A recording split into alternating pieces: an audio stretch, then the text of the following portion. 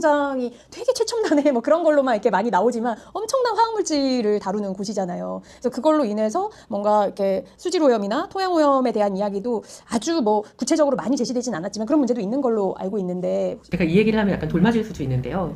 저는 반도체를 생산하는 국가가 전 세계에 그렇게 많지 않잖아요. 그 이유가 과연 정말 기술이 안 돼서일까? 라는 생각까지 할 정도로 사실 반도체 산업을 들여다보면 이게 이제 IT랑 연결이 되고 요새 뭐 뜨는 AI랑 연결이 되고 되게 최첨단이다라고 얘기가 되지만 사실은 이걸 만드는 과정이나 이런 건 굉장히 위험하고 굉장히 오염이 심하고 주변 지역에 미치는 영향도, 그러니까 부정적인 영향도 큰 그런 산업이거든요. 근데 그것에 대해서 뭔가 이 이름이 가지고 있는, 반도체라는 이름이 가지고 있는 어떤 상징성 때문에 그게 다 이제 덮이는 것 같다는 생각이 좀 들어요.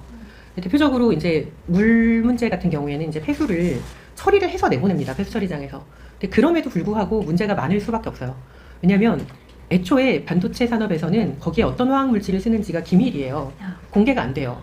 근데 제가 이제 수질 기사고 수질 조사를 많이 해봤지만, 수질 조사라는 게 물을 떠다가 이 안에 어떤 물질이 있는지 다 알려줘라고 하는 게 아니라 이 물을 떠다가 여기 안에 있는 이 물질의 농도는 얼마지라고 찾는 거예요.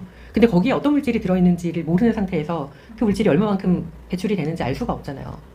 그러니까 굉장히 거기에서 배출되는 어떤, 그러니까 물론 나름의 이제 검증 시스템이나 이런 게 있지만 그것을 기업에게만 믿고 맡겨놓을 수 있는가? 예, 저는 그렇지 않다라고 생각을 하고, 실제로 그